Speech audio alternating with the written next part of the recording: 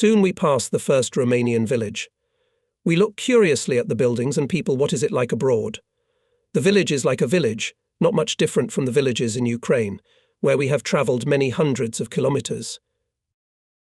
The population looks at us with curiosity, not showing any particular joy, but there is no hostility either, although Romania fought against us on the side of fascist Germany. Still, in comparison with Ukrainian villages, Romanian villages looked more prosperous. Here, probably the Germans robbed less, after all, allies. Our troops rolled up in columns and moved forward at the highest possible speed. I, as Chief of Intelligence of the division, gathered the platoon commanders of battery control platoons with their scouts and organised something like a forward-out outpost, or rather, a reconnaissance group. We were all on horseback, so we moved faster than our foot columns and our batteries, which were on horseback in general columns in readiness for immediate deployment and support by fire if the situation demanded. Our division commander assigned us the task of reconnoitring the enemy and reporting in a timely manner. Almost without stopping we went forward. Night time was also maximally used for movement. Only for 4 to 5 hours we had a break to give rest to both men and horses, and then we went forward again. Sometimes on the way of our movement we could see separately standing farmsteads somewhere away from the road. The local people said that it was the house of a boyar, obviously a Romanian landowner. We of course did not pass by. We looked into these estates. There could be an enemy there, and it would not hurt to have some food and refreshment for the horses. At best, they found a few workers, obviously labourers. The landowners themselves fled to the cities. All the boyar estates had large stone cellars where grape wine was stored in large barrels. We enjoyed tasting it, snacking on something and continuing forward. Our way was to the south of Romania, past the towns of Băialad, Bacău, which were visible off our route, bypassing the mountain range from the south. Ahead was Bucharest. Our troops in solid columns marched along the roads. Columns of cars with guns on the trailer, Katyusha rocket launchers, cars with ammunition and various cargoes. Here in parallel mounted columns with guns, as well as squadrons of General Plev's cavalry corps. Infantry units moved usually along the roadsides, away from the road and parallel to it tank columns. The roads were literally clogged with troops. All uncontrollably rushed forward. If the offensive develops successfully, there is some kind of excited moral and psychological mood in the troops, all rushing forward, often overtaking the forward units. However, meeting resistance, these daredevils turn around and run back with no less haste, sometimes creating a panic mood, especially in the rear units. Somewhere on the outskirts of Bucharest, the enemy resisted our troops. Our units deployed in combat order. In the area of the village of Albesti was a stubborn battle that lasted all day. Even in the morning, at 10 o'clock, the commander of the German division, General Zelter, sent us parliamentarians with a proposal of truce. However, the terms of our ultimatum and surrender did not suit him. The battle resumed with renewed vigour and lasted all day. The enemy lost in this battle 500 men killed, 56 men were taken prisoner. Our division lost here 77 men killed, more than 150 were wounded. By evening the enemy began to withdraw. I with my scouts went forward, following our infantry. Closer to midnight the infantry stopped for rest, together with it and we here on the field in small, hastily dug trenches lay down to rest. Closer to dawn the infantry moved forward, followed by us. We walked along the road, hardly overcoming sleep. For a while both I and my scouts fell asleep on the move, scattered all over the road. I shuddered at the sound of a broken corn stalk, in which I had wandered in my sleep. When I woke up, I saw my scouts sleepily walking wherever they were.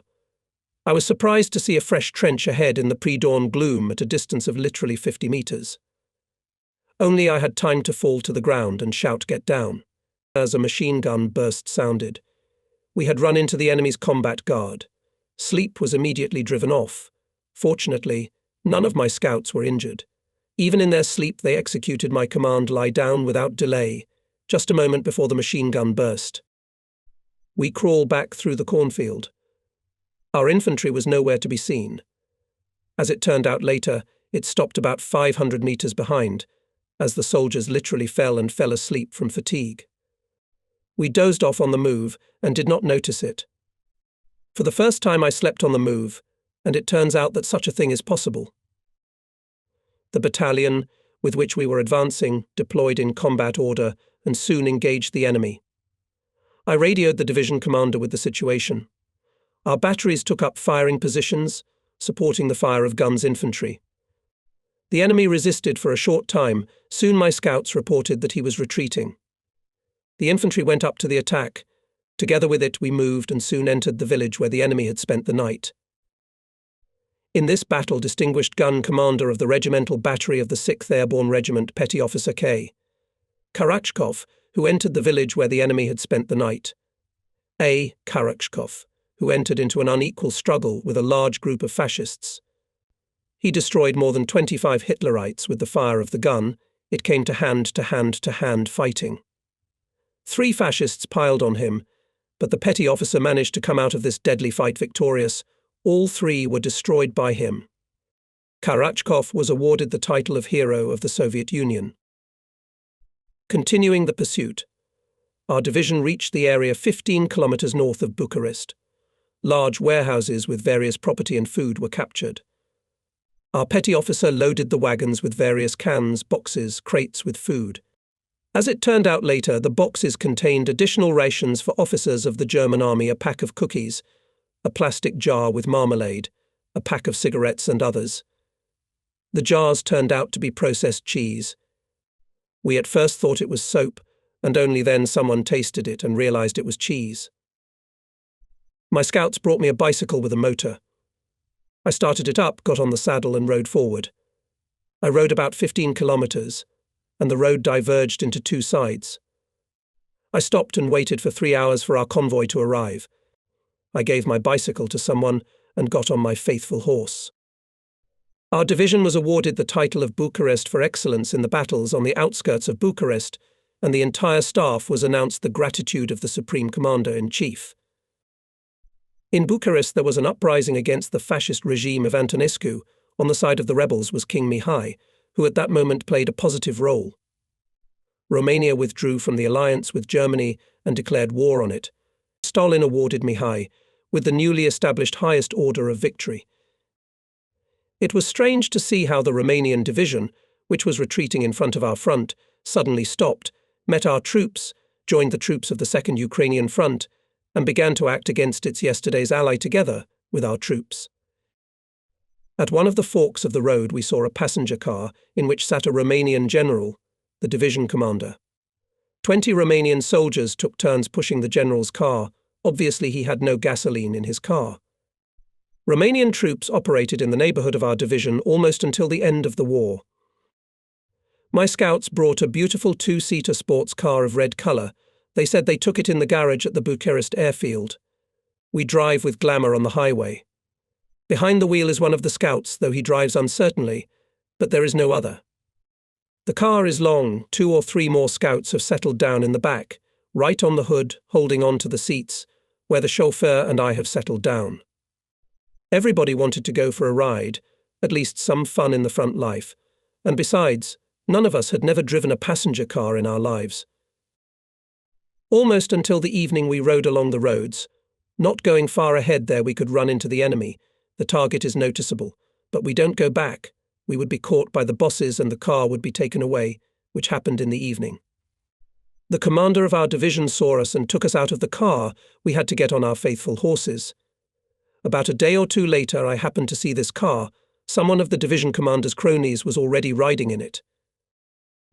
We continue to move forward quickly. Daily march of 25 to 30 kilometers overlap twice. It is not easy, especially for infantry. By evening soldiers fall from fatigue. To withstand such a pace is simply not human strength, but even here worked soldiers' ingenuity. In each company got wagons with horses, put their soldiers' bags, overcoats and other heavy things. The soldiers take turns resting on the wagons, and it gives relief, and most importantly allows you to move at double speed compared to the statutory. One day, acting ahead of our troops about 15 kilometers away, we caught up with a rather large convoy wagons loaded with various goods and foodstuffs, as well as oats for horses, a large number of horses, a whole herd, not less than 100.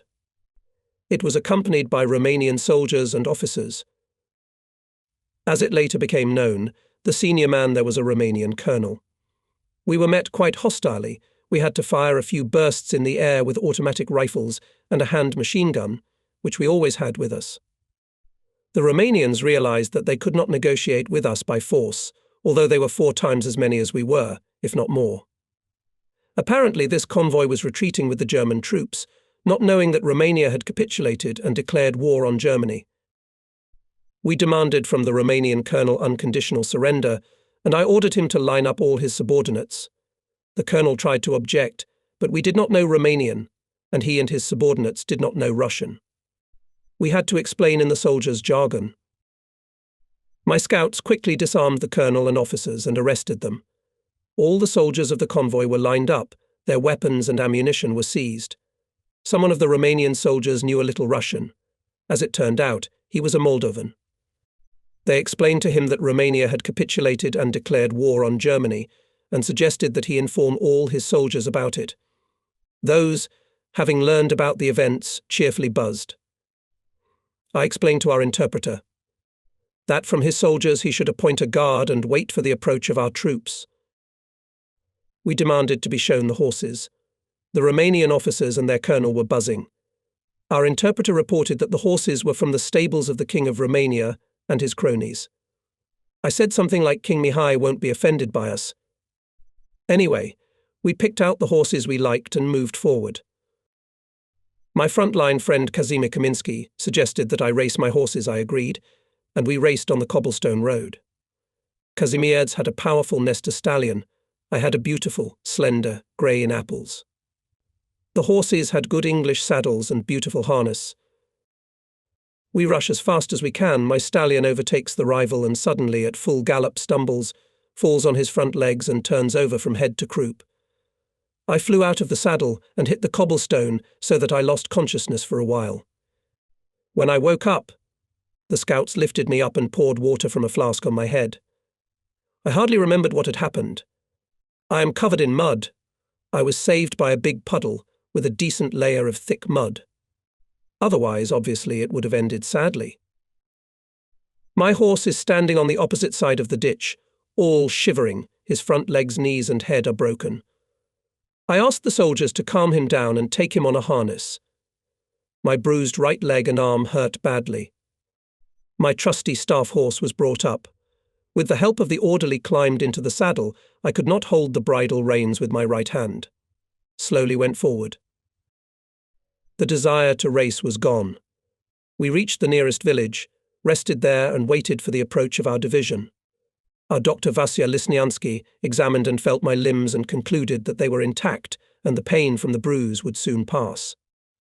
Horse Dr. Shemendiuk examined my trophy horse and concluded that the horse had once been planted on its front legs, i.e., it had once been given cold water immediately after a race, i.e., hot water.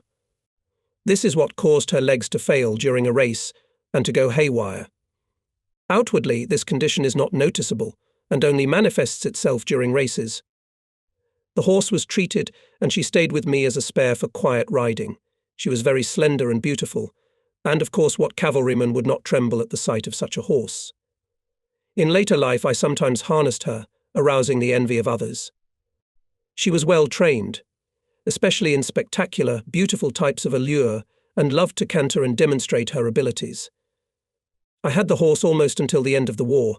Then I, together with the battery, handed her over to my successor Ivan Kulikov. Fast forward to the west. Ahead is the town of Craiova. We pass it late in the evening. We stop for the night somewhere outside the town. In the morning we go forward again, to the Danube. One of the days we approach the river in the morning. The Danube in this place is squeezed by the banks. On our side there are rather high rocks, vertically cliffing to the river, and at the bottom of the rocks along the river there is a highway. This place is called Iron Gate. In the morning we start moving along this road. On the left the river, quite wide in this place, on the right a rocky ridge rises vertically upwards. These gates stretch for several kilometers. We just drove to the shore, as from the opposite side began machine gun fire on our column. On the other bank of the Yugoslavia, there is the enemy, And although the opposite bank is almost a kilometre away and enemy bullets are clicking somewhere higher, on the rocks, it is still unpleasant to move under the aim of machine guns.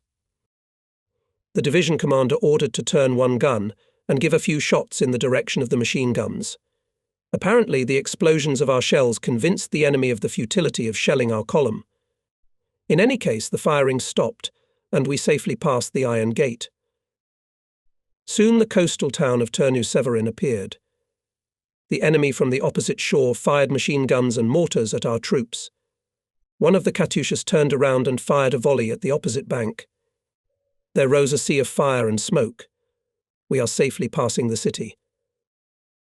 Now the direction to the northwest. Soon the road went along the foothills. The heights on the right and left are covered with dense coniferous forest. These are the Southern Carpathians. Airborne Regiment, which supports our division, took up defences along the outskirts of the Romanian village. It is ordered not to move forward, although the enemy does not resist in this area, and in general, it is obviously not nearby. For a few days we stand in defence, providing the rest of the division and army to get to the Southern Carpathians. The personnel had a good rest, slept well, put themselves weapons, military equipment in order, horses rested. On one of the days I was called by the division commander and set the task to get food. Everything that could be procured in the village was bought and eaten. It was clear that it was impossible to solve this task on the spot, as well as in the nearest villages where our troops were standing. Supply bases were left somewhere far behind, and it was impossible to count on planned supply. I reported my plan to the division commander, and at first he started to object, as the plan was quite risky. I proposed to create a group, 20 men on horseback and a dozen wagons, and go forward, that is, behind the front line, in the direction of the enemy. After thinking about it, the commander agreed, realizing that it would be difficult to find anything behind. Such a group was formed. It included, in addition to me, 2 platoon commanders, Lieutenants Diminsky and Dunaevsky, as well as scouts of the division and batteries. We had assault rifles, several wagons. The men riding on the wagons had carbines and there were 2 hand machine guns. All had a couple of grenades each. In the afternoon our detachment went forward. We warned our infantry not to take us for the enemy on the way back, moving along the highway. On the right and left to the road comes a thick coniferous forest. We look carefully ahead and around. After all, we are behind the front line and there can be any surprises. Ahead, about 200 kilometers away, is the Romanian town of Lugos, and we are on our way to it. Soon the forest parted, and ahead, about a kilometre, showed the outskirts of the town, which looked more like a large village, but in the distance, obviously in the centre, could see a few buildings of urban type. We stopped, lay down, with binoculars we scrutinized the outskirts. Right in front of us there is a fairly wide and straight street, apparently to the centre of the city. We lie down for half an hour, no enemy detected, no defensive structures, at least no trenches. But the street is deserted, not a soul, and this is an unpleasant sign. Some reason keeps the population in the houses. Most likely there is an enemy in the city. I decide to move forward, counting on surprise. We obviously have not yet had time to be detected, and therefore surprise is a chance for us. I instruct everyone we gallop down the street into the city, and if we meet resistance, turn around 180 degrees back. The machine gunners must cover the retreat. At full gallop down the street, it's a 90-degree turn to the right. That's where we're going. Ahead, obviously the central square, all of it filled with people, all turned and looking in our direction, someone waving a red flag. From surprise we were even frightened. We expected the enemy, and here is a huge crowd of civilians, most of whom are women, many children. We restrain our horses, heated by the gallop. From the crowd comes out a tall grey-haired old man, next to him a few more people, obviously the city authorities. The old man is holding a tray with bread and salt. The crowd is buzzing with excitement and cheer. We dismount, approach the old man and his assistants. In broken Russian-Romanian language, the old man welcomed the Red Army into the city. As it turned out later, it was the local headman, although he was dressed in simple peasant clothes, while his attendants were dressed in urban style. After eating the bread and salt, I thanked the townspeople for the warm welcome. And of course the first thing I asked was whether there were any Germans in town.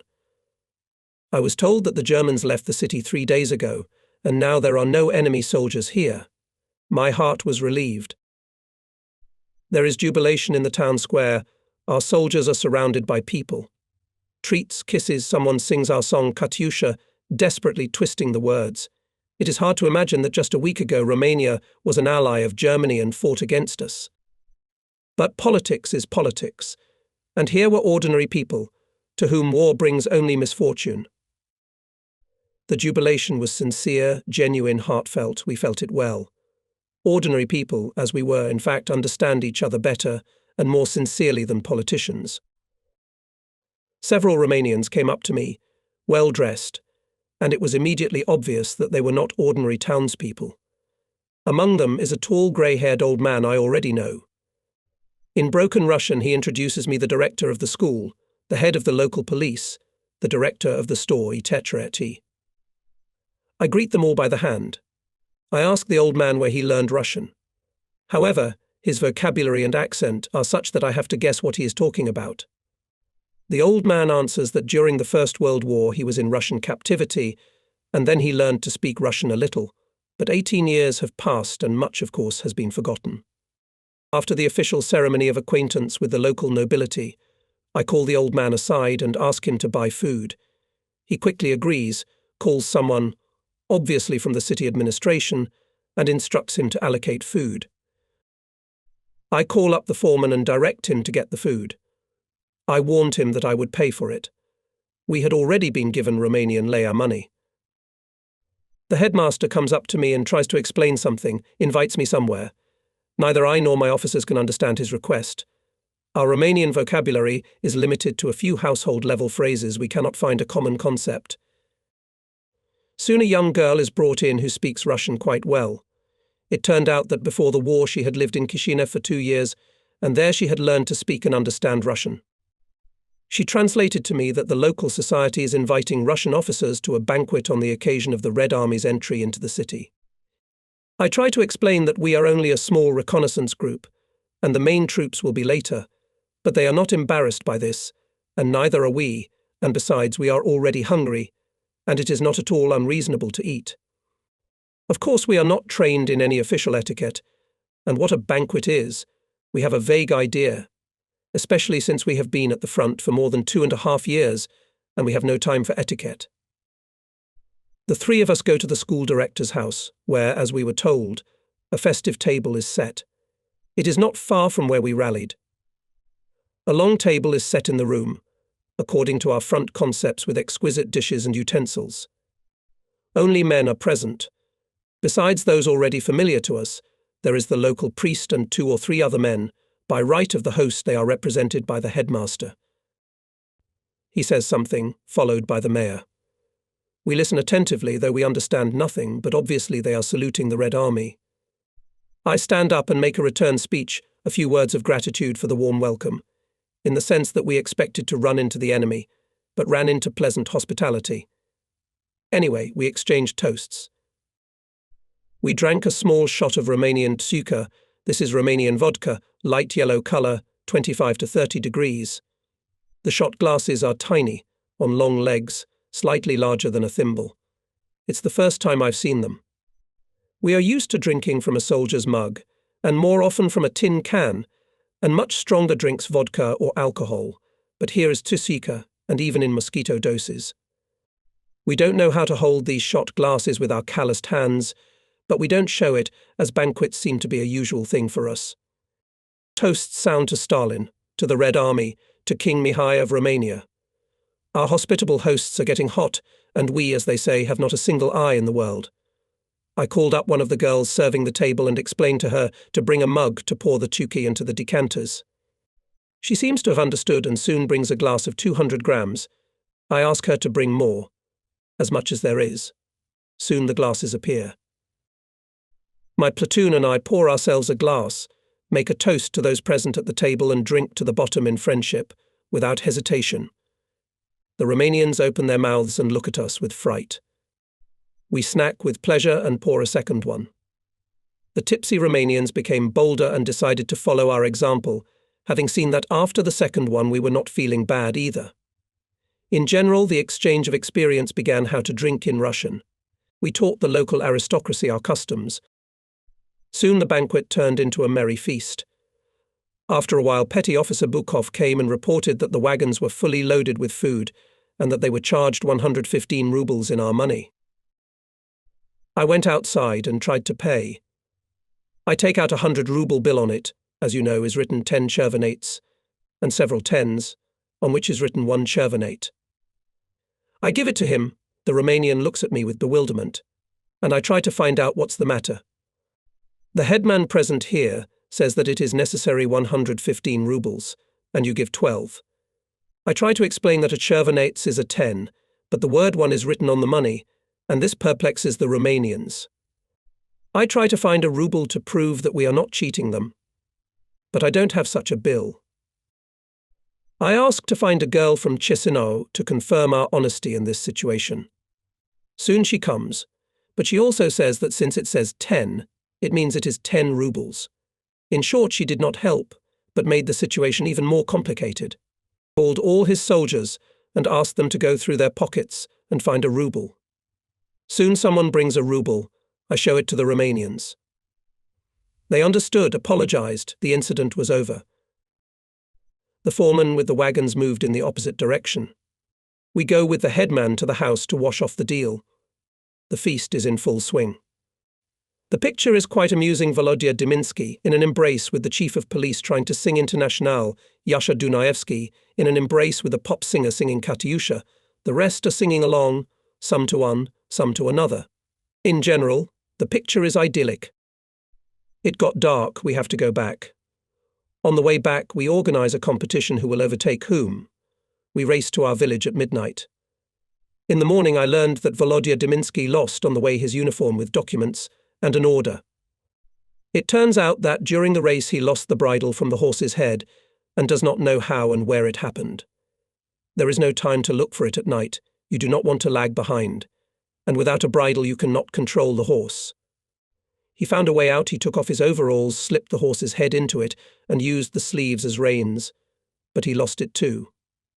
In the afternoon it was found by the Romanians and brought back safe and sound.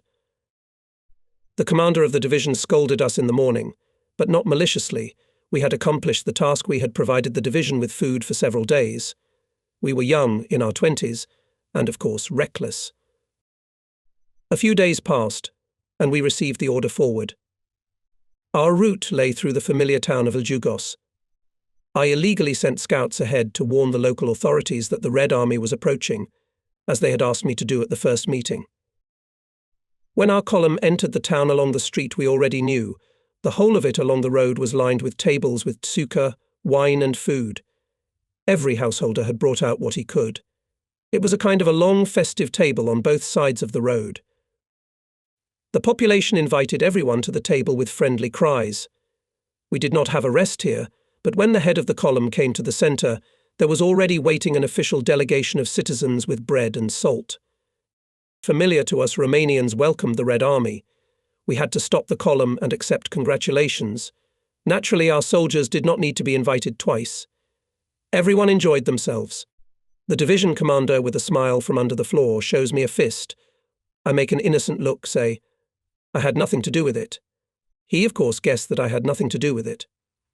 For almost an hour the unintended break lasted, and we moved on, leaving the friendly town with regret. Before and after that we were greeted with a generally almost indifferent look. At any rate, there was no such thing. We were now moving with the highest possible speed to the north, in the offensive zone of the Second Ukrainian Front. Our division provided the left flank of our front, since our neighbour on the left, the Third Ukrainian Front, had fallen far behind, liquidating the encircled Kishinev grouping of enemy troops. Our way lay to the city of Timisoara. The column entered it late in the evening. It is quite a big city, typical urban buildings, streetcar. In the centre, one of my wagons got into a streetcar track with its rear wheel. The wheel broke. It became impossible to drive. It was difficult to find another one at night. I had to spend the night. There was a tall building nearby, obviously a hotel, so we spent the night there. In the morning I went in search of a wheel. I don't remember where, but I found the wheel. However, my scouts were not there. More precisely, there was no Kolya Kushenko. As it turned out later, he was arrested by the commandant of the city. Soon I found the commandant's office. In the yard is my wagon, horses calmly chewing hay. I asked the soldier, "Where is my scout?" from the wagon. He confirmed that he was arrested by the commandant of the city, Lieutenant Colonel Altshuller. I went up to the second floor. A lieutenant colonel was coming towards me. I spoke to him. He confirmed that he was the military commandant of the city. I told him my situation and asked him why my soldier with the wagon had been detained.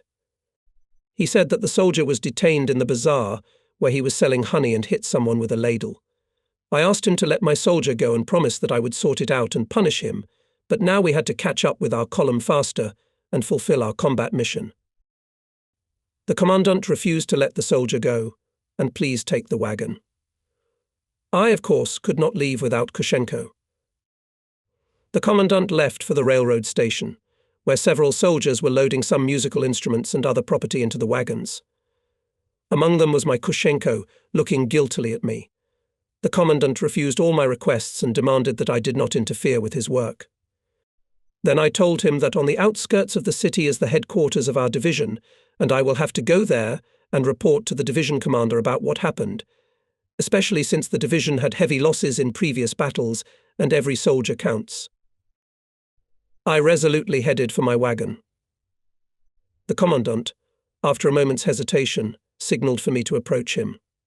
When I approached, he already peacefully told me not to get excited, give your soldiers, let them help load the wagons, and then I'll let Kushenko go. I had to agree. For 3 or 4 hours, all my scouts loaded the wagons.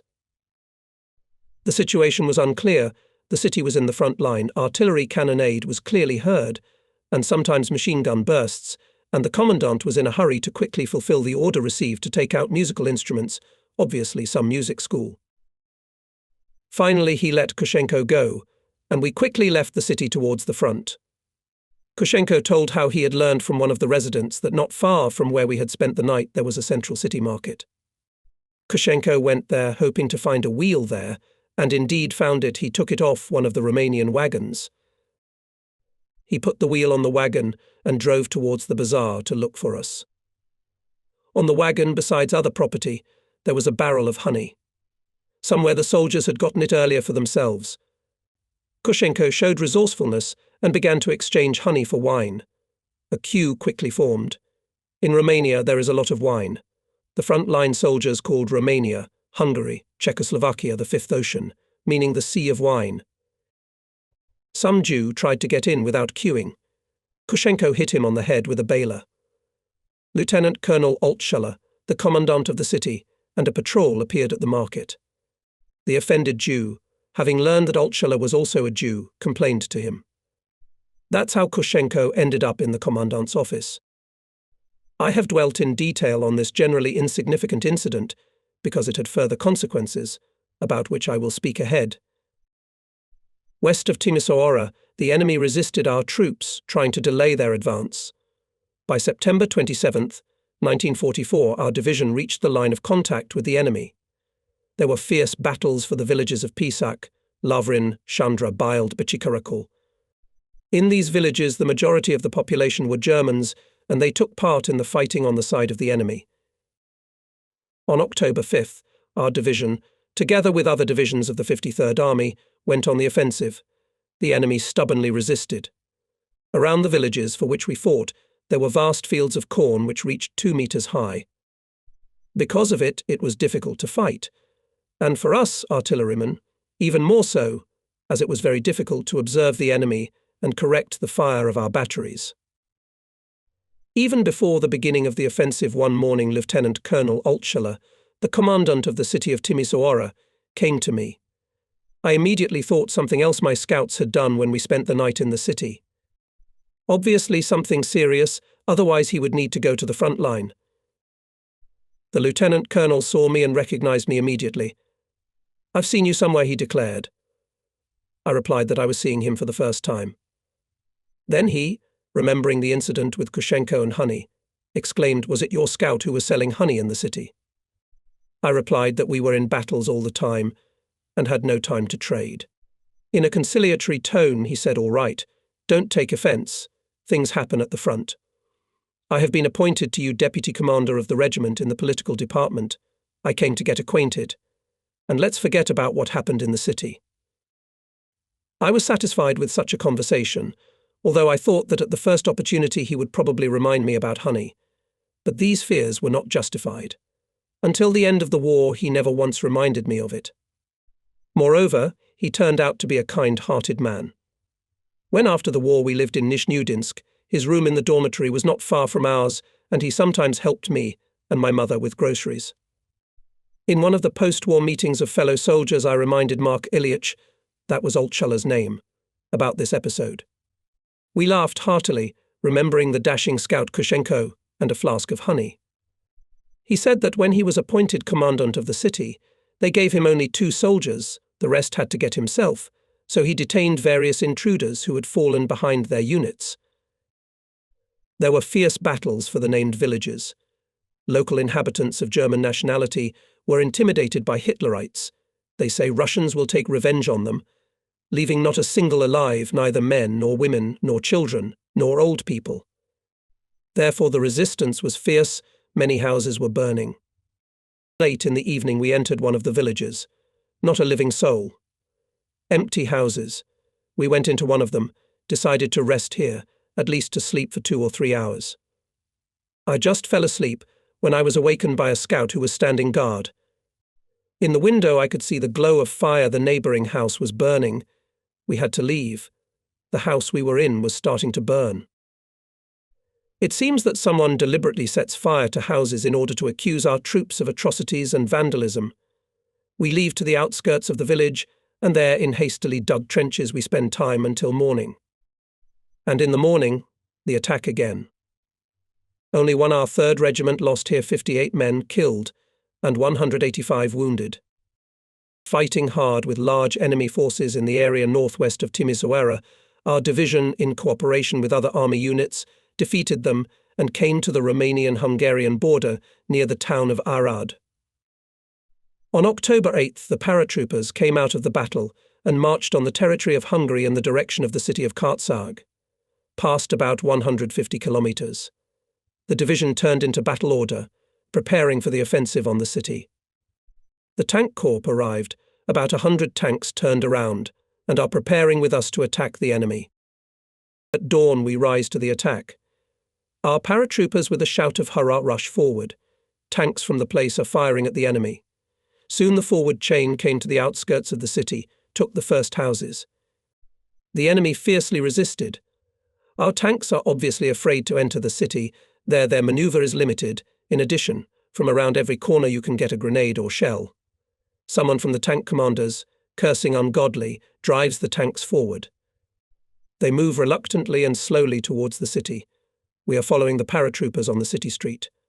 Houses are destroyed in some places, then in one place, then in another. Fierce fights with the enemy break out. This is a usual battle for the city, when success depends on who sees the enemy earlier, opens fire faster and more accurately. The enemy cannot withstand our onslaught and withdraws, fiercely snapping back with rifle and machine gun fire. In the battles for the town of Kartsag, one of our gun commanders, Meshcheryagin, died.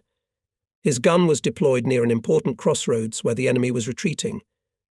The calculation entered into unequal confrontation, one gun against the whole column of the enemy. The gun crew shot Hitlerites in cold blood. When the gunner died, Meshcheryagin himself stood up to the panorama and continued to fire. The enemy bullet cut short the life of the hero. Meshcheryagin was posthumously awarded the title of Hero of the Soviet Union. From October 6th to October 28th, our division, as part of the troops of the 2nd Ukrainian Front, took part in the Debrecen operation, one of the episodes of which was the battle for the city of Kartsag. Having liberated the city, we continued the offensive. Our 2nd Division was attached to the 13th Guards Airborne Regiment, commanded by Lieutenant Colonel Iskakov, Hero of the Soviet Union. The commander of our division, I.D. Savin, and I, with my scouts and communicators, were constantly near the regiment commander and the battery commanders were near the battalion commanders. The 13th Regiment was advancing on the Hungarian town of Kaba. Here there was a fairly large railroad station. Around the town the fields were sown with corn, quite tall, at any rate taller than a man's height. Even vehicles were completely hidden in its thickets. The regiment approached the railroad embankment that circled the town in a semicircle. On the rails stood a long echelon of freight cars more than a kilometre long. The tail of the echelon was on our side, and the head the enemy. That day the regiment was replenished with soldiers from the liberated regions of Ukraine and Moldavia who had just been drafted into the army. All of them were at the front for the first time, as they say, untrained. And this was the first battle for them. The soldiers dug small trenches right on the embankment near the wagons. At the back, 10 to 15 metres away, a cornfield began. The enemy shelled the railroad train, and soon several cars caught fire. Ammunition was in them. From the fireboxes with shells began to explode and fly in different directions with a wild squeal. The regiment was forced to move away from the embankment to a safe distance. Soon the Nazis began to fire on the regiment from machine guns of several armoured personnel carriers, which manoeuvred along the front and gave the inexperienced soldiers the impression that there were many of them. In addition, the firing was done with bursting bullets. Hitting the corn stalks, the bullets exploded behind the soldiers of the regiment, which made it seem to the inexperienced soldiers that the enemy armoured personnel carriers in our rear were firing, because the sound of bursting was heard before the sound of the shot. Our untrained infantry began to withdraw. The matter was complicated by the fact that in the corn soldiers saw the nearest 2 or 3 neighbours, the rest were hidden in dense thickets. Panic mood was created. Someone shouted in fright that the Germans were behind them, surrounding them. Soldiers began to quickly retreat back, and in some places even to flee. Panic at the front is a very dangerous phenomenon, and if it covers even a part of the soldiers, it can quickly develop into a general flight, which is very difficult to stop. So it was here. Our temporary NP was located in the ditch of the highway, behind a cornfield. Regimental Commander Iskakov, with a Mauser in his hand, and 3 officers of the CP, stood in the way of the regiment's soldiers. Seeing that they could not cope with the runners, Iskakov started waving his hands at us, asking us to help stop the regiment. We quickly stood in the way of the retreating troops.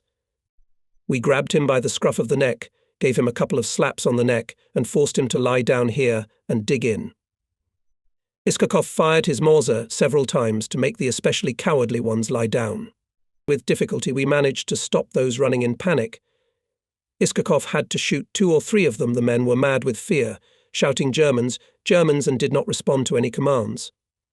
A few more officers and experienced sergeants came up, caught the escaped men in the corn, brought them back to the chain, forced them to entrench themselves. Gradually the panic stopped. The soldiers buried themselves in the ground, guiltily and shamefully looking at us. They sit in the trenches, and we calmly walk ahead of them, not paying attention to the machine gun bursts of the enemy firing to frighten them.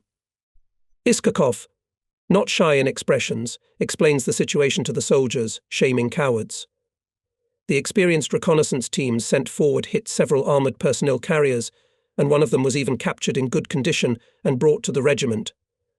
By evening the regiment restored the fighting order, occupying their own trenches along the railroad line.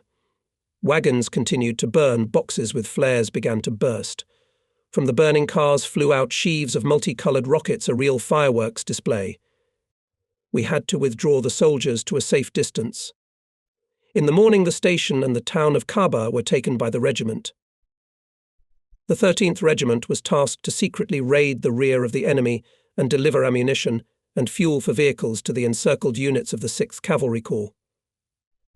The corps had broken through to the area of Hardship, where it was surrounded, and fought a fierce battle with the enemy. The 1st Battalion of the 13th Guards Airborne Regiment, under the command of Major Bilov, skillfully manoeuvring and not getting involved in the battle with the enemy, managed at night to go to the area of the encircled corps and bring a column of more than 60 vehicles with ammunition and fuel. I remember this raid well. Bypassing populated areas, camouflaging in the corn, we were able to successfully accomplish this task. Cavalrymen hugged and kissed our soldiers and officers for saving them from certain death. Continuing to fight maneuver battles, we soon took the major industrial city of Hungary, Debrecen. Pursuing the retreating enemy, we soon came to the river Tissa. The width of the river is not less than 100 meters, quite deep and very fast. It was a serious obstacle. Along its banks stretched continuous dikes, protecting the surrounding countryside from floods. The 13th Regiment, supported by our division, captured 2 bridgeheads on the opposite bank of the river. The Germans launched frantic attacks, trying to destroy the units that had crossed. Both bridgeheads, small in front and in depth, were shot through by the enemy with rifle and machine gun fire. We focused all our attention on the enemy and our units on the bridgehead. This is all the more necessary because the battery commanders on the other side literally cannot raise their heads and stick their heads out of the trench to observe targets and fire. This task is performed by us, although we are separated by only 250 to 300 meters. Fierce fighting has been going on for several days, only when the enemy fire subsides at night, and only for a short time we manage to ferry the wounded from the other side and transfer other units and ammunition there. The terrain in the vicinity of our base is literally ploughed over with shells and mines, shot through with multiple layers of rifle and machine gun fire. Not infrequent raids by enemy aircraft, which, descending to extremely low altitudes, bombing our trenches and shelling them with guns and machine guns. We run from one knee of the trench to the other, hiding behind the turns from the machine gun and cannon fire of the enemy aviation. Usually at this point the enemy on the opposite bank goes into counterattacks, and we have to be in position to open barrage fire in time. For 2 weeks we cannot break the resistance of the Nazis, and they cannot throw us off the bridgehead. Every day from early morning until late evening there are fierce attacks from our side and from the enemy. The enemy has strongly fortified the nearest villages Tissa, Tissa, turning them into powerful strongholds, and our troops cannot take them. We broke into the dam right at the water's edge, the restless Tissa bubbling and gurgling below.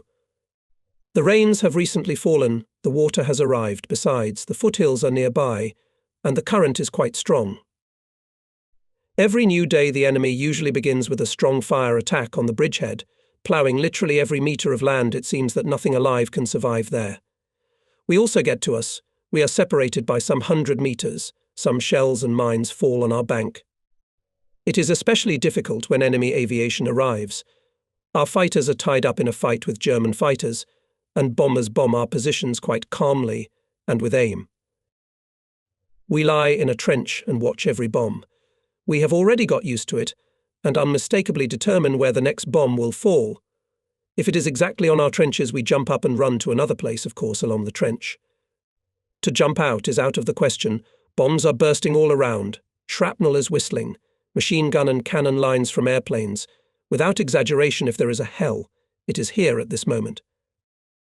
The ground trembles from explosions, howling with a wild roar of airplanes and bombs. The Germans equip them with special choppers, which when falling make a heartbreaking sound. And if there are dozens of planes and many dozens of bombs, you can imagine what is happening on the ground. Fountains of water from the bombs that fell into the river, mixed with fountains of earth on the shore. The shock wave from the bombs bursting nearby presses you into the ground and buries you in the trenches, or lifts you off the ground and throws you to the side. You feel like a defenseless bug in a raging sea of fire and smoke. The raid lasts for a few minutes, which each time seems like an eternity. It's like this several times a day. The next raid has just ended.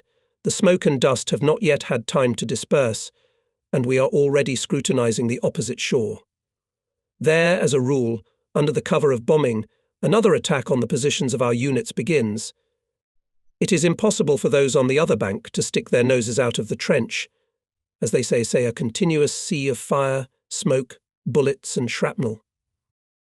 Our task is to detect in time the direction of the next enemy attack and to give a command to the firing positions of the batteries to open barrage fire, and then to correct the firing, to make corrections in the sight and direction of firing in accordance with the direction of movement of the attacking enemy in his battle orders.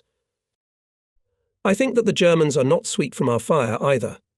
Dozens of powerful bursts of 122 mm and 76 mm shells burst in the Hitlerites' fighting order, hitting enemy infantry and tanks with shrapnel and shock wave, which are fired by guns that are on direct fire. We have become accustomed to this character and tension of each day of battle, and if sometimes there is a lull, it is alarming. We must keep our eyes open. Obviously, the enemy is regrouping his forces for another attack. It is necessary to determine the enemy's intentions. Report to your commander. If you figure out the enemy's intentions, open a timely and accurate fire on him, then you are on the horse, and if the enemy still attacks, it is already considerably weakened, and, probably, to some extent demoralized. When it gets dark, under the cover of darkness we start evacuation of wounded from the bridgehead, ferrying to the bridgehead replenishment with men, ammunition, food. It is necessary to feed the survivors, to give appropriate instructions for the next day of battle. Soldiers need to tidy up their weapons, clean and lubricate them, repair the destroyed sections of the trenches, repair broken communication lines and many other tasks to be solved, while the German is silent. It is necessary, of course, and rest people are not iron, and the fighting has been going on for many days. For the battles on the Tissa in the 13th Guards Airborne Regiment, which we supported, 3 were awarded the title of Hero of the Soviet Union, the regiment commander Lieutenant Colonel Iskakov, who controlled the unit from our NP, Company Commander Junior Lieutenant M. K. Stepanov, a bullet gunner, K. Stepanov, machine gunner A. Abutalimov, who shortly before had been expelled from our division to join the 13th Regiment, because he did not know Russian and was not suitable for service in the artillery regiment. The others were given a commendation. In these battles on the Tissa only our division lost more than 1,000 men, including 268 killed. We got this frontier at a high price. On November 3rd, 1944, our division surrendered to the neighbours its defence strip together with the bridgehead, made a 30th kilometre march, and took the defence site near the town of Tissa Fjord, to the west of the former site. Here, as part of the 57th Rifle Corps of the 53rd Army, we took part in the Budapest operation. And again we had to force Tissa. For a week there were heavy fights on a small bridgehead, which was captured by our troops on the opposite bank of the River Tissa. The Germans continuously counterattacked our positions, trying to throw us off the bridgehead. It is so small that it is shot through with rifle and machine gun fire. Only on November 5th there were 12 enemy counterattacks on the bridgehead. Sometimes it comes to hand combat. Hitlerites in a drunken attack climb to the breach. Our paratroopers meet them with fire from automatic rifles, machine guns, rifles, often hand grenades go into battle. Unfortunately, we, artillerymen, can't help much here. Combat orders, both ours and the enemy's, are close to each other, and if we fire directly at the attackers, we can hit our own. But we still manage to shoot, pulling the bursts of our shells closer to the place of the enemy's attack. The bursts of our shells are not far from our position, and we, even in the continuous rumble of battle, can hear our shells flying over our heads with a characteristic whistling sound on the final part of the trajectory. The bursts of our shells are so close to our NP that we involuntarily pull our head into our shoulders, although over the years of war we have become accustomed to such sounds. Where the enemy counterattacks, there is a sea of fire, dust and smoke. The ground is literally boiling. The infernal rumble of bursting shells and mines, the squeal of shrapnel and the whistling of bullets, the shots of guns and mortars, the wild screaming of attackers and defenders, all this merged into a terrible symphony of brutal battle. And so from morning to evening every day for many days now. Only by late evening does the rumble of battle subside. Everyone is dead tired, the barrels of guns, machine guns, automatic rifles are red hot from the firing. It seems that the earth itself is tired. On the night of November 6th to 7th, 1944, the 6th and 13th Guards Airborne Regiments of our division crossed the bridgehead. In the morning of November 7th, the division, in cooperation with the 3rd Independent Assault Regiment, supported by Division Artillery and Assault Aviation, launched a decisive attack, surrounded and defeated the enemy near the village of Poroslo, destroying a large number of enemy personnel and equipment. The whole area was literally strewn with enemy corpses, but many of our soldiers and officers were killed here. The enemy could not withstand the onslaught of our troops and began to hastily withdraw. Hungarian soldiers, who were fighting on the side of the Germans, began to come to our side and surrendered as prisoners. On November 18th, the division, acting on the right flank of the Budapest group of troops of the 2nd Ukrainian Front, captured the large Hungarian village of Kirecend. It stretched for many kilometers along the highway. In the evening, our paratroopers entrenched themselves behind the village, saddling the highway. With me, platoon commanders of battery control platoons with scouts and communicators. We settled in a roadside ditch. The scouts dug me a small trench, brought a featherbed from the village, wrapped in which I spent the cold night. Our infantry on the other side of the road, also in the ditch. Early in the morning, when it was not yet dawn, I was called by the battalion commander and warned that in an hour the battalion would go on the attack. Ahead, the Matra Mountains and the Hungarian city of Eger. There lies our way. Everything is clear. We have to raise the platoon commanders, who are here in the ditch, buried in the same featherbeds as mine, sleeping sweetly. We have to get the batteries ready to support the battalion's attack with fire. On the road, in the fog, I see the figures of the deputy commander of our regiment, Major Gordichuk, and the deputy commander of our division, Captain Yurchenko. They are standing on the highway and talking about something about 3 or 4 meters away from me. I leaned over the trench, waking the platoon commander of the 4th Battery, Lieutenant Volodya Diminsky. In another ditch I heard a loud, strong swearing. Obviously someone in the battalion had overslept. Immediately from the side of the enemy a machine gun line sounded in our direction. It even seemed that the machine gun was somewhere nearby, about 50 to 70 meters away. Obviously it was a combat guard of the Germans. Bullets snapped on the stones of the highway, ricocheting off them with a screech. Someone pushed me in the back, and I fell into the trench to Diminsky. Luckily it was shallow. I looked back who pushed me, but there was no one around. Yurchenko looked anxiously in my direction and asked, "Are you alive?" I answered, "Alive." And at that moment I felt a lingering pain in my back. I was in a cotton trench coat. I felt a hole in my cotton coat with my finger, pulled my finger out. There was blood on it. I realized that I was wounded. I felt some unpleasant weakness in my body.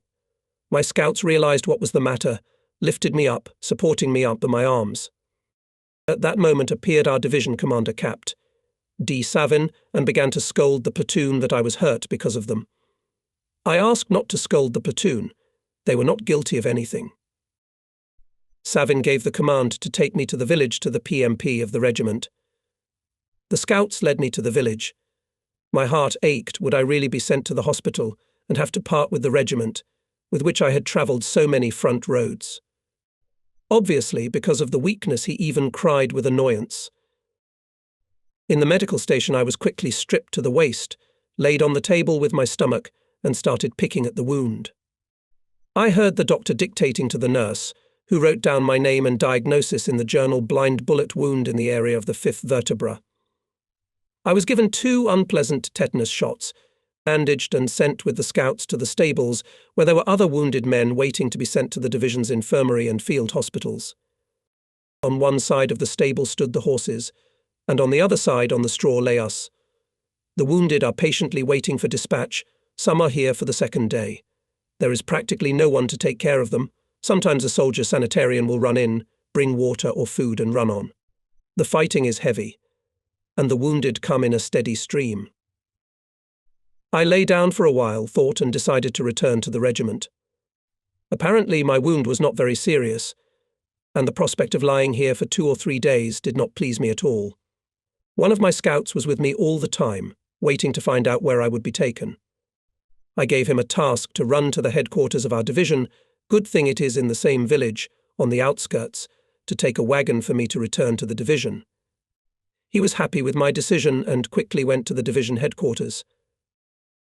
The wounded are moaning. Some are delirious when the transport will come for them. No one knows. It rains almost every day, the roads have become muddy, and the transport moves with great difficulty.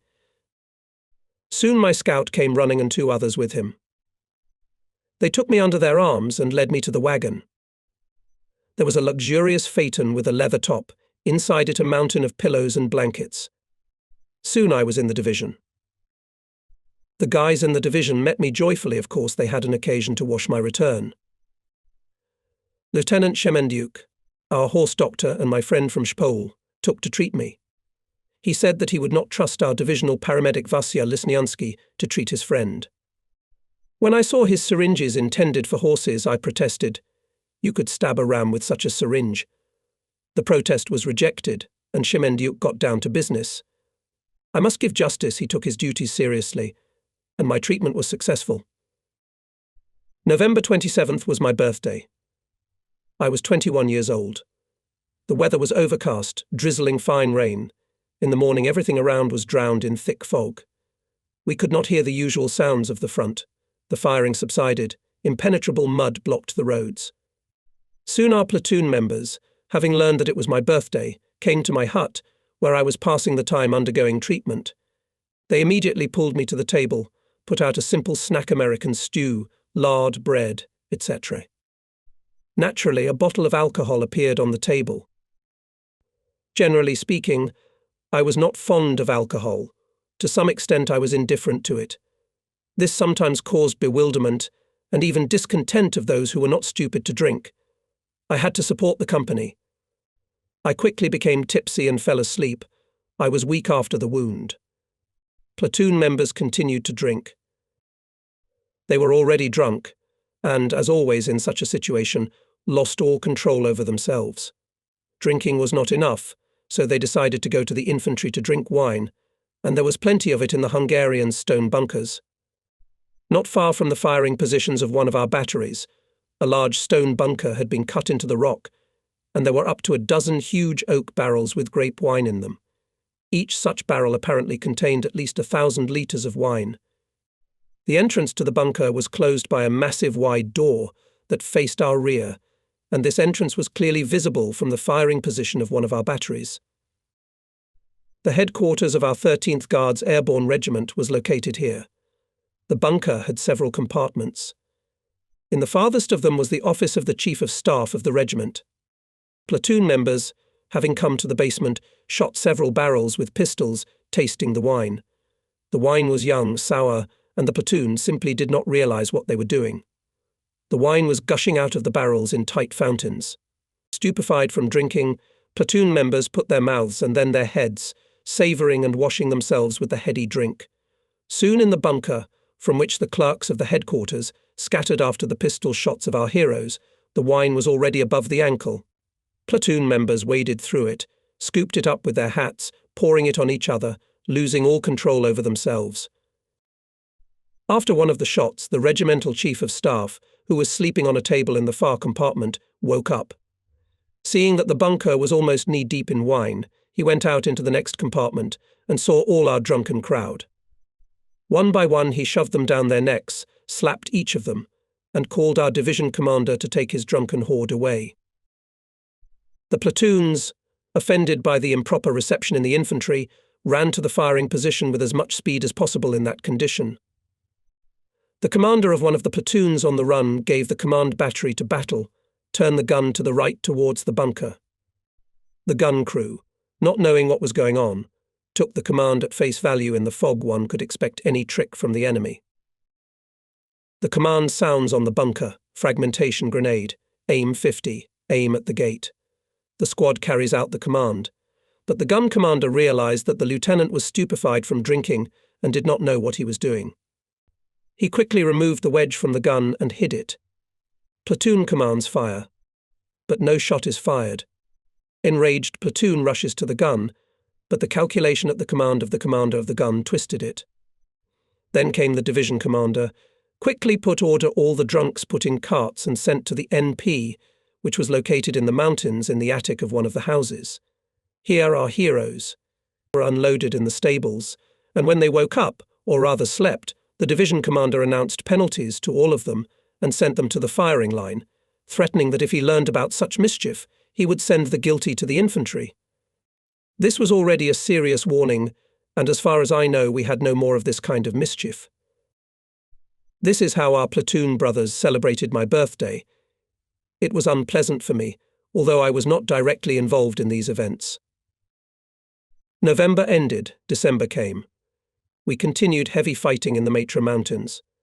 In the first days of December, the division surrendered its line to another unit and, having made a 100-kilometre march, went directly to Budapest from the north side, bypassing the Matra Mountains.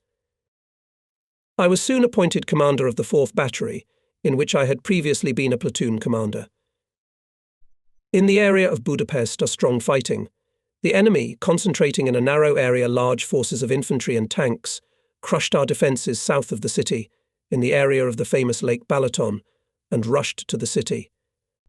More than a week of heavy bloody fighting continued. The enemy was stopped and then defeated, but our losses were great.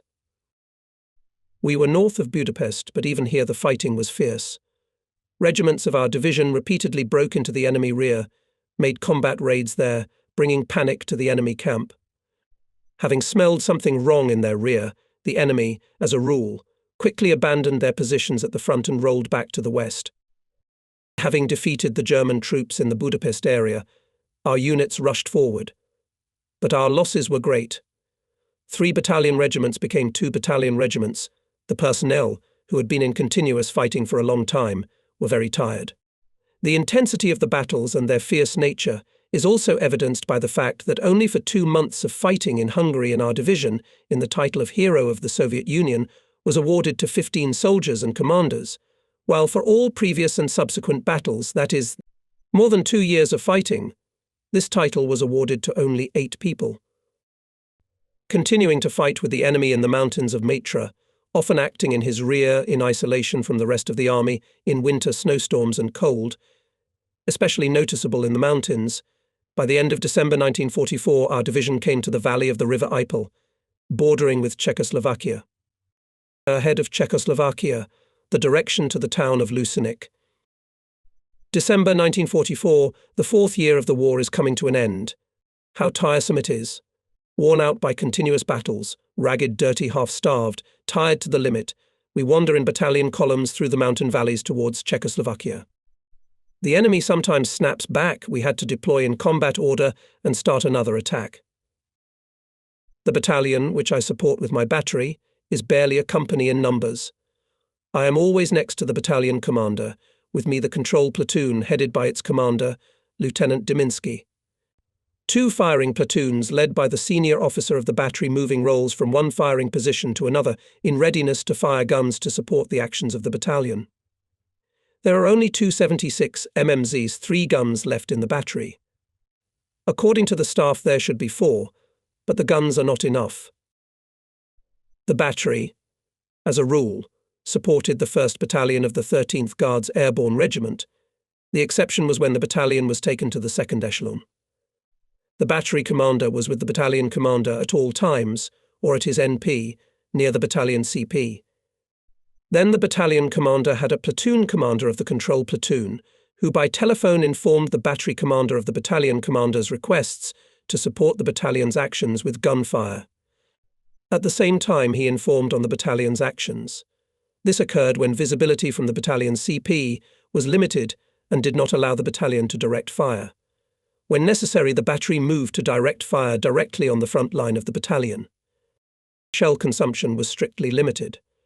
Usually the battery was allowed to use 10 to 12 shells for a day of battle, which was enough to shoot one target from a closed position. We had to save shells strictly. On December 31st, 1944, we came close to the Czechoslovakian border, which in this area passed along a small river Ipeľ. Its width did not exceed 50 meters. On the opposite bank there was a rather large Slovak village. Our paratroopers took the initial position for the night attack. The battalion commander and I with my scouts settled down in the ditch of the highway. It was already quite dark, about 10 o'clock, when the battalion went on the attack. We jumped over the river on some kind of a fat footbridge. The enemy obviously did not expect that we would attack at night, and even on New Year's Eve. In general, the Germans all through the war accused us that the Russians were not fighting according to the rules. It is dark, we have to rest, and they go on the attack, or we have to have lunch, and they are fighting, etc.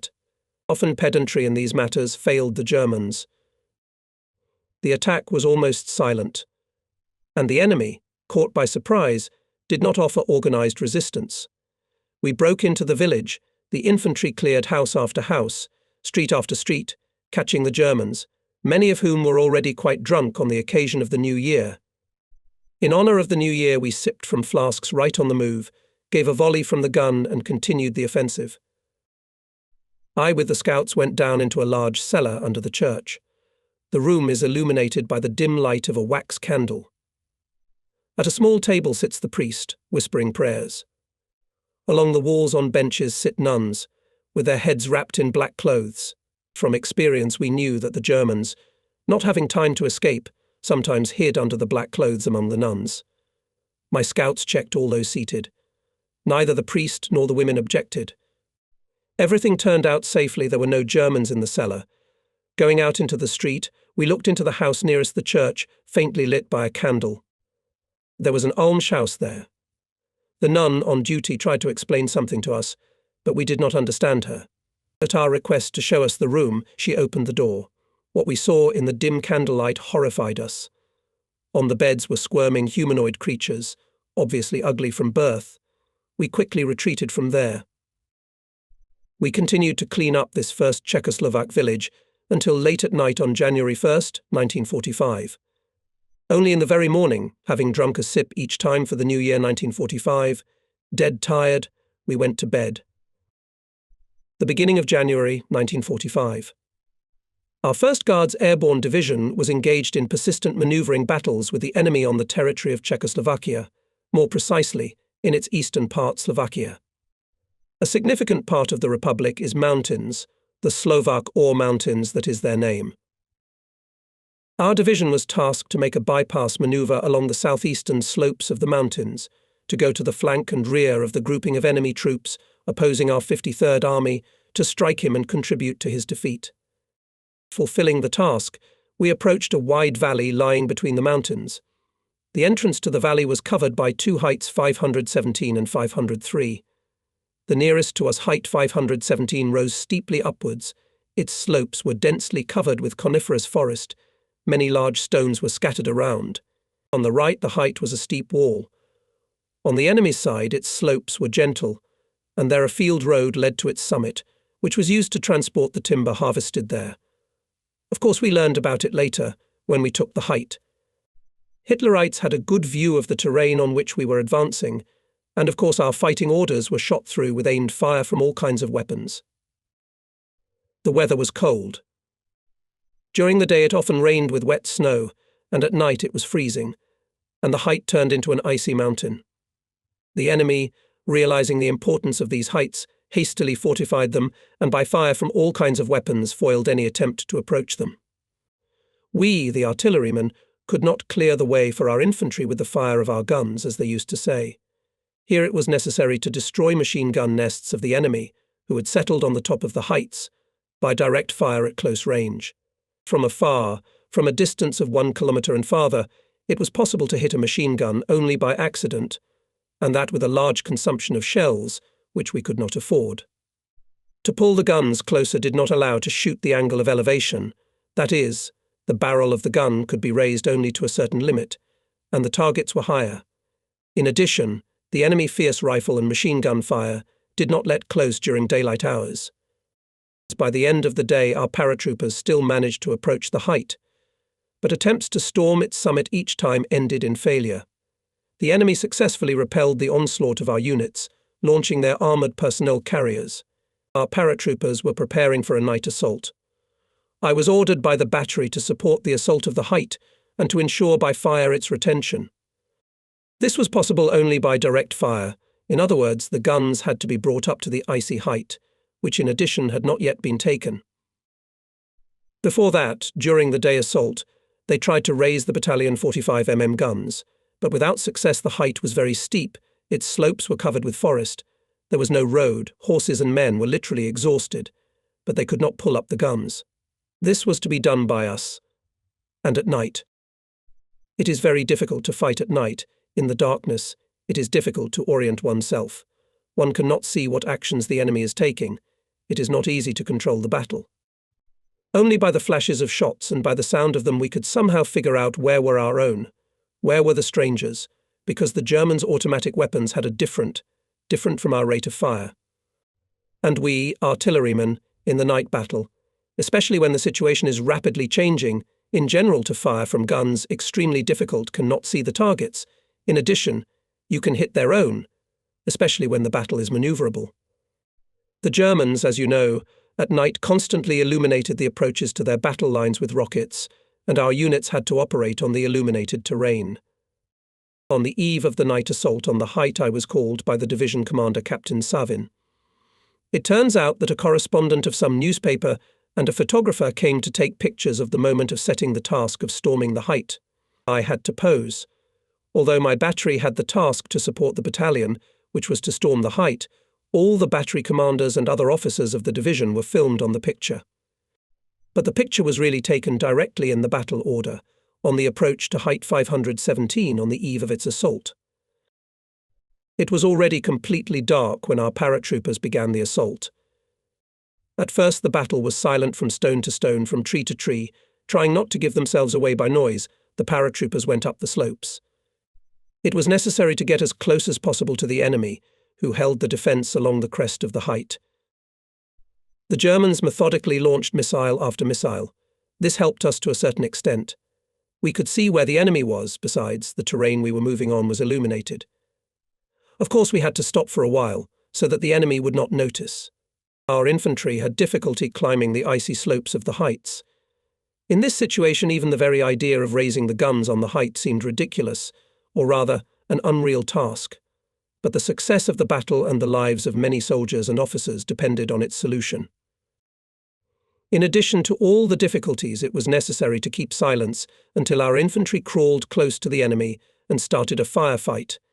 We had to raise at least one gun. I gave the command to start lifting. It's difficult to control 6 horses in such conditions. We're trying to pull with 4.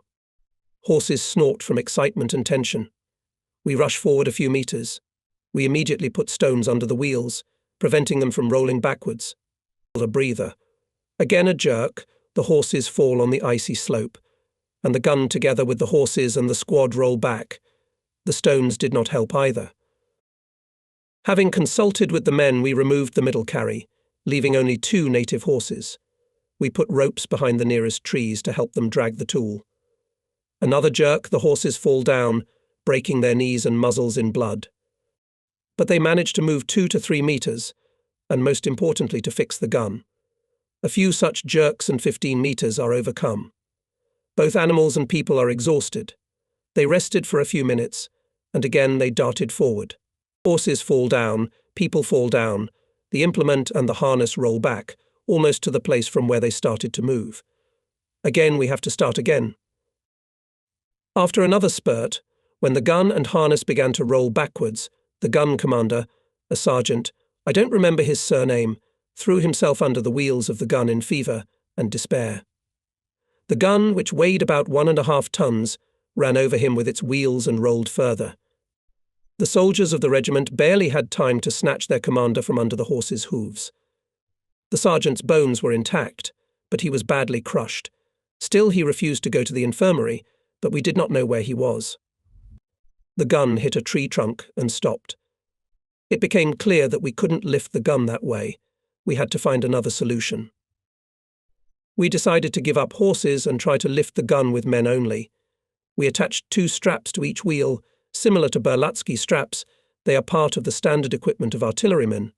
The gun was turned forward, and all the men of the battery were placed side by side. The straps were put behind the nearest trees, others behind other trees ahead of the gun. A command sounded quietly, a jerk. The gun moved up the slope by 3 or 4 meters and stopped, securely held by straps.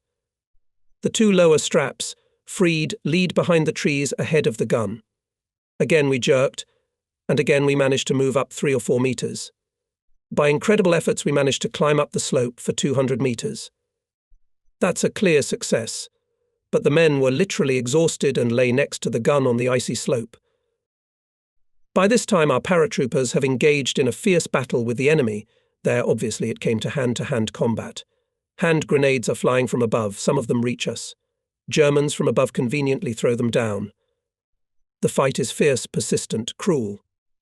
Everyone understands that the possibility of further advance of the division depends on its outcome. By the middle of the night, our paratroopers managed to dislodge the enemy from his positions and gain a foothold at the very edge of the height. The enemy moved back about 200 meters and poured strong rifle and machine gun fire on our units. The infantry is entrenched and does not dare to advance further ahead is open terrain, probably a forest clearing. Only some trees are visible in the transparent light of flares. Fire from enemy machine guns and automatic rifles' tracer bullets slices myriads of sparks out of the rocks, creating such a fireworks display that even the thought of the need to move forward seems ridiculous, reckless. However, our infantry is not going to further test fate, began to consolidate, laying themselves bunkers of stones and answering the enemy machine gun fire. It was understandable. The soldiers had done all they could dead tired. They fell between the stones and fell asleep. After all, it was the second half of the night, and in the morning they would attack again. While the fight was going on, my artillerymen managed to pull up the second gun as well, but there was no way of positioning them for firing. In order to position the guns, at least a small area was needed where the guns could be deployed for firing. The only possibility was to move forward into neutral territory, that is, between one's own troops and the enemy. I think there is no need to explain what this threatened. We could lose both guns and calculations and fail to fulfill the task. We had to decide what to do. Having consulted with platoon and gun commanders, I decided to take a firing position ahead of our infantry, 20 to 25 meters away. The calculations crawled to the chosen place to quietly prepare platforms for the guns, to remove unnecessary stones, to lay at least a low bunker to protect from bullets and splinters. I asked the paratroopers to cover us with fire, if necessary. By dawn the sites were prepared and even camouflaged in front with snow. Trying not to create unnecessary noise, we rolled the guns to the position, brought them to the battle, camouflaged them as best we could. It is necessary to give people at least an hour of rest. A day of heavy fighting is ahead, and my soldiers were storming the height all night. I reported to the battalion commander, Major Belov, that the battery had taken a firing position on neutral territory. He did not believe it at first. Such a decision was quite unexpected and risky. Slowly dawn comes. It's cold. The soldiers are squirming between the rocks, trying to somehow warm up.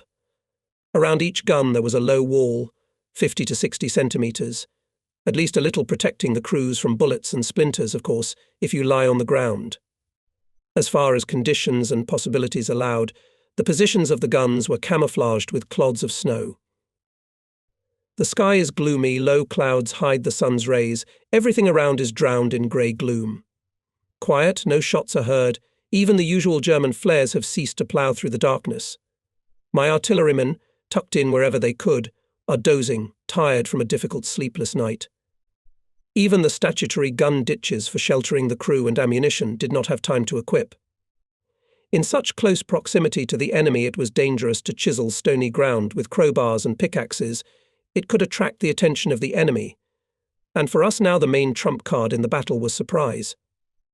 He does not expect us to have guns at such a height. We are lying between the guns in the rocks, the cold is getting to our bones and there is practically nowhere to warm up.